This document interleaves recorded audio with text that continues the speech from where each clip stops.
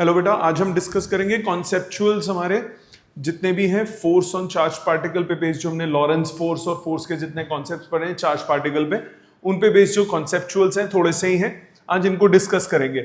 So let's start with the first question. सबसे पहला question आपको क्या कह रहा है? पहला कह रहा है how is gauss related to weber per meter square. Gauss क्या होता है? CGS unit. और ये वेबर पर मीटर स्क्वायर क्या होता है? Tesla.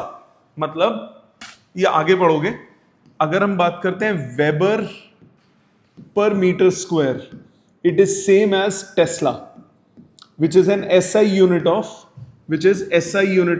magnetic field, SI unit of magnetic field. और जो गॉस होता है that is CGS unit of magnetic field. This is CGS unit of magnetic field. तो इनकी कन्वर्जन फॉर्मूला लिखवाया था आपको, 1 Tesla is 10 to power 4 Gauss, यानी टेस्ला अगर बोले या फिर वेबर पर मीटर स्क्वायर बोले वो होता है 10 to power 4 gauss. 1 weber per meter square is 10 to power 4 gauss, या 1 gauss is 10 to power -4 tesla. ठीक है जी, ये हो गया पहला क्वेश्चन। आ जाते हैं सेकंड क्वेश्चन पे। सेकंड क्वेश्चन आपको क्या कह रहा है? सेकंड क्वेश्चन कह रहा है the force experienced by a particle of charge q moving with velocity v and this is given by F is equal to q into v cross b। कौन सी force है ये? Lorentz force, magnetic Lorentz force. Which pair of vectors are always at right angles to each other.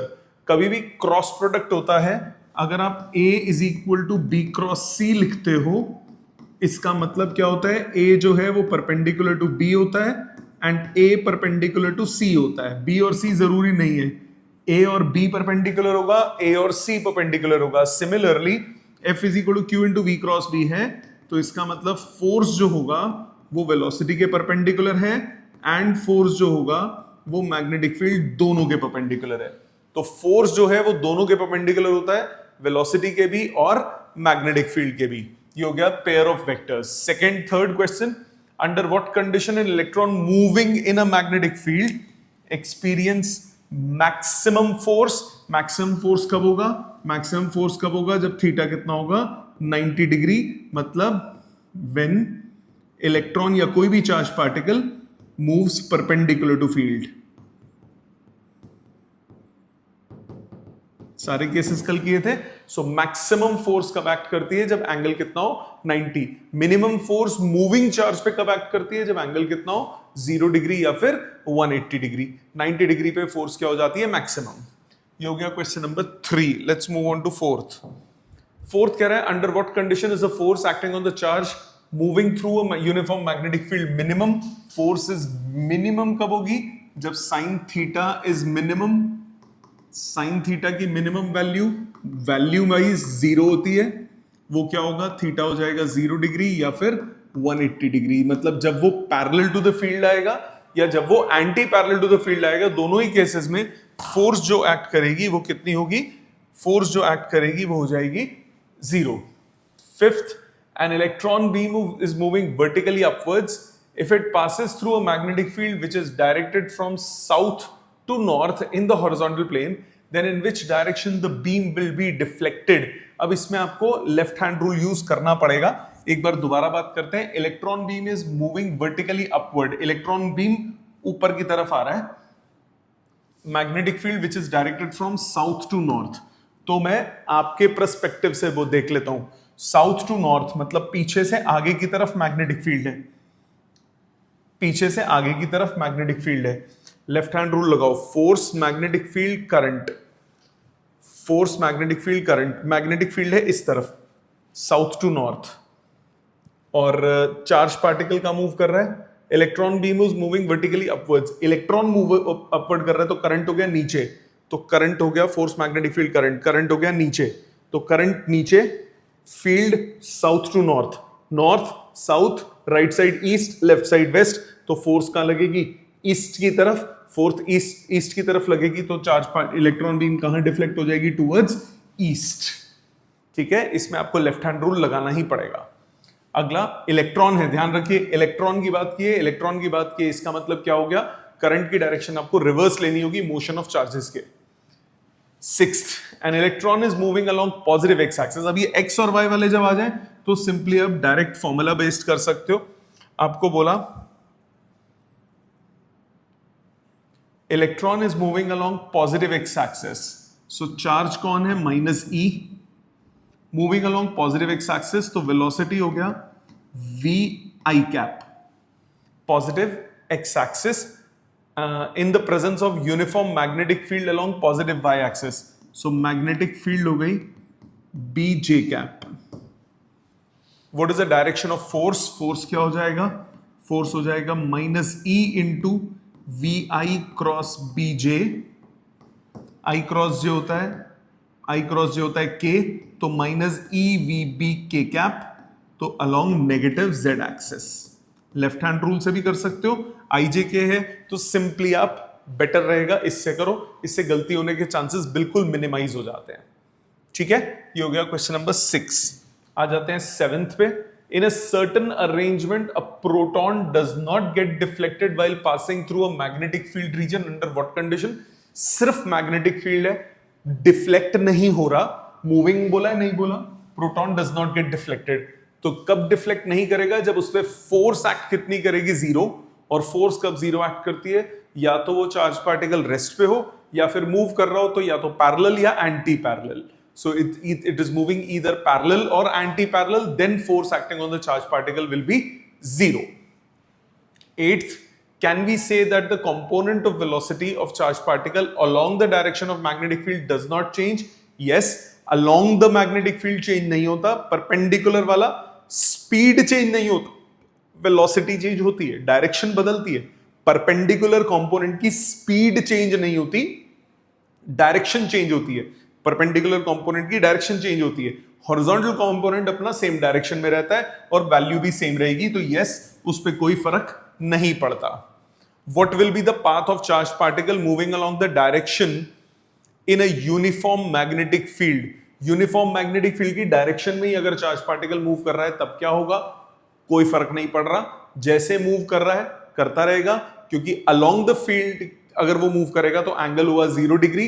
Angle 0 degree होने का मतलब कितना हो जाएगा, angle 0 degree होने का मतलब फोर्स एक्ट नहीं कर रही। 10th, when will the force experienced by a moving charge will be maximum? जब थीटा कितना होगा 90 degree, when it enters the magnetic field at right angles to the field, तो फोर्स एक्टिंग कितनी हो जाएगी, मैक्सिमम। ये हो गया question number 10। Next 11th, can a magnetic field set an electron at rest in motion? नहीं, rest पे charge particle अगर होता है तो उसकी वेलोसिटी क्या हो जाती है, जीरो। अगर वेलोसिटी जीरो है, अगर वेलोसिटी जीरो है तो फोर्स कितनी हो जाएगी, जीरो, तो वो मोशन में नहीं आ सकता। Magnetic field can never ever change the speed. Charge particle rest पे है, मोशन में आने के लिए स्पीड चाहिए, स्पीड नहीं दे सकता, वर्क डन नहीं होता उस पर। 12th, a magnetic field that varies in magnitude from point to point has a direction east to west set up in a chamber. A charged particle enters the chamber and travels undeflected along the straight path with constant speed. What can be you say about the initial velocity of the particle?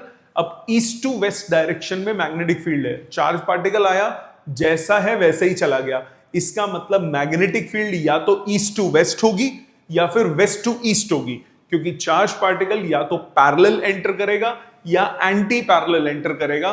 दोनों ही cases में force क्या हो जाएगी, zero. Parallel enter करने का मतलब जिस डायरेक्शन में फील्ड है उसी डायरेक्शन में चार्ज पार्टिकल एंटर हुआ, थीटा हुआ 0 डिग्री। एंटी पैरेलल का मतलब उससे उल्टी डायरेक्शन में आया, थीटा कितना हुआ 180 डिग्री। दोनों ही केसेस में फोर्स कितनी हो गई, zero. Question number 13, two identical charged particles moving with same speed enter a region of uniform magnetic field. If one of these enters at normal to the field direction and the other enters along the direction at 30 degree with the field, what would be their ratio of their angular frequency? Now time period, frequency and angular frequency always remain constant. मतलब irrespective of velocity, radius or angle, time period, frequency and omega remain same. क्या क्या formula होता है? Time period का होता है 2 pi m by B q, frequency का हो जाएगा B q by 2 pi m, angular frequency यानी 2 पाई इंटू फ्रीक्वेंसी क्या हो जाएगा? B q by m। So ये हर केस में कांस्टेंट रहेगा। कांस्टेंट रहेगा मतलब दोनों एक ही चार्ज पार्टिकल है, ओमेगा और ओमेगा का रेशियो क्या होगा? 1:1। दोनों के ओमेगा का रेशियो कितना होगा? 1:1। ठीक है, आइडेंटिकल चार्ज पार्टिकल्स है, मतलब मास और चार्ज दोनों का क्या है? सेम है। अगर मास और चार्ज सेम है तभी ये होगा, नहीं तो क्योंकि मास और चार्ज पे तो डिपेंड कर ही रहा है ना वो। ठीक है जी, आ जाते हैं नेक्स्ट क्वेश्चन पे। A proton and an alpha particle of same kinetic energy in turn move through a uniform magnetic field B in a plane normal to the field. Compare the radii of the path. एक proton और alpha particle है, radius of alpha particle कितना होता है? Sorry, charge of alpha particle का ratio क्या होता है? Q alpha upon q p, ये होता है 2:1। M alpha upon M p, ये होता है 4:1। Charge of alpha is twice the charge of proton. Mass of alpha is 4 times the mass of proton. Same kinetic energy है। Kinetic energy same होने का मतलब half m alpha v alpha square is equal to half mp vp square। Half half cut गया। v alpha upon vp आपके पास आ गया root mp by m alpha, ये हुआ 1:2। आपको रेडियस का रेशियो निकालना है, R alpha upon R P. Radius क्या होता है? M alpha V alpha by B into Q alpha, ये हो गया M P V P upon B into Q P. B से B cancel, M alpha upon M P, V alpha upon V P, Q P by Q alpha. Value put करो, M alpha upon M P 4:1, V alpha upon V P आप निकाल चुके हो 1:2, Q P by Q alpha भी 1:2। Answer कितना हो गया? 1:1। तो रेडियस का रेशियो कितना हो गया? 1:1। ठीक है, आ जाते हैं नेक्स्ट पे। A charge Q moving in a straight line is accelerated bye potential difference V। जब भी किसी चार्ज पार्टिकल को एक्सेलरेट करते हो, when charged particle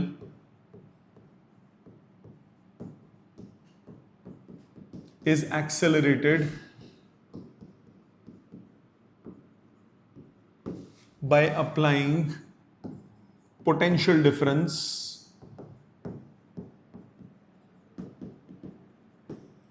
then work done कितना होता है? Charge into voltage.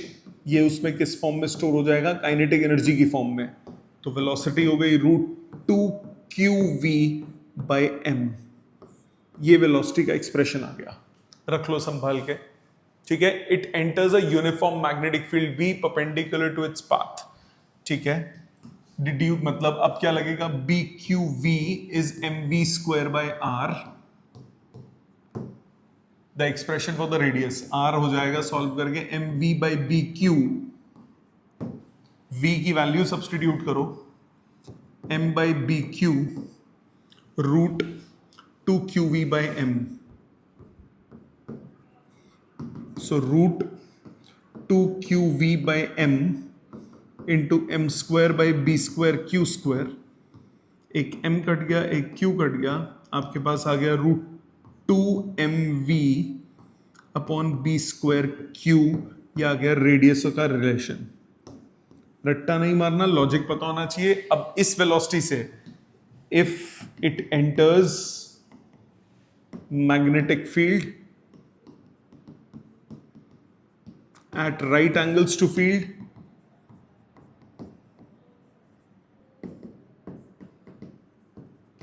then centripetal force is provided by magnetic Lorentz force।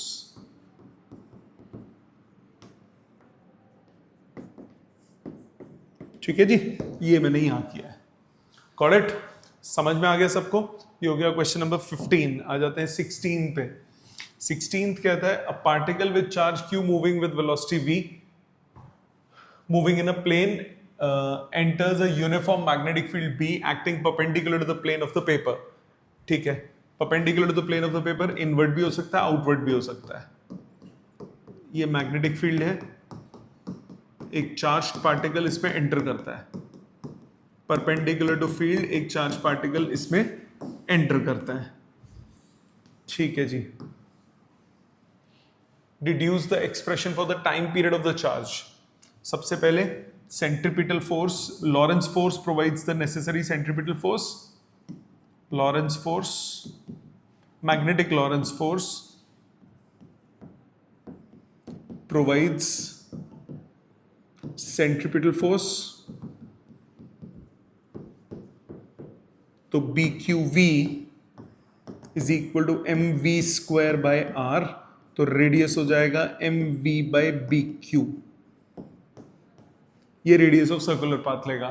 आपको निकालना है टाइम पीरियड, टाइम पीरियड होता है 2 pi r by velocity, so 2 pi by v into mv by BQ, so time period आ गया 2 pi m by BQ। Derive the expression बोला था, तो ये डिराइव हो गया। आगे क्या बोला? As it moves in a circular path, why does the kinetic energy of the charge does not change? Kinetic energy change नहीं होती।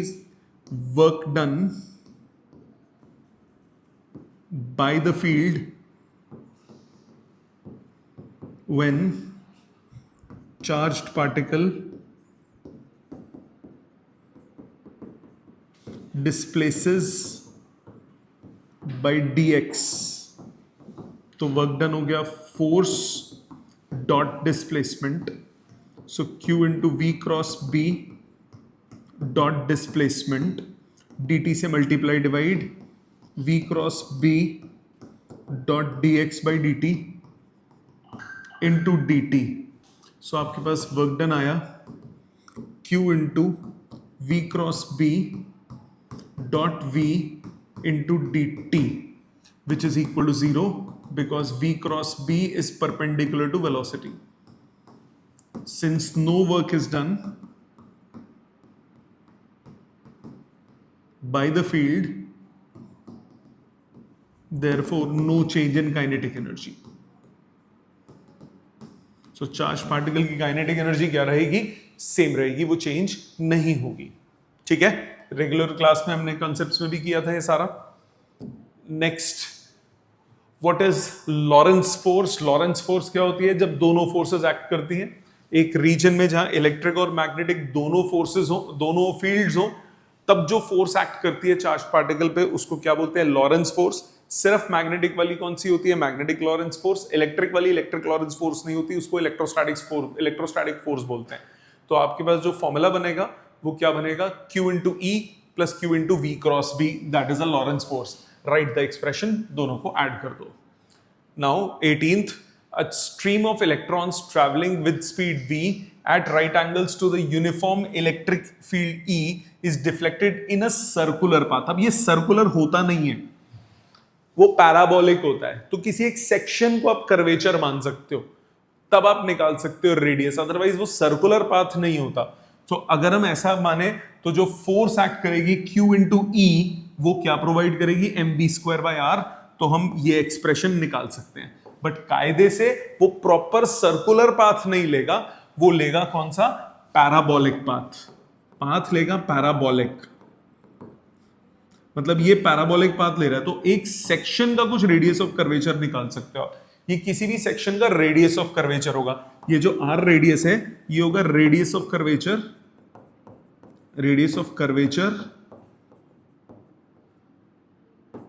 Of any section. ये ओवरऑल रेडियस नहीं होता, ठीक है, बट जो हमें क्वेश्चन में डाटा बोला उस हिसाब से हमें क्वेश्चन को मैनिपुलेट करना होगा। समझ में आ गया? ये हो गए हमारे सारे के सारे कॉन्सेप्चुअल्स। कोई दिक्कत बची हो तो क्लास में पूछिए। Thank you very much.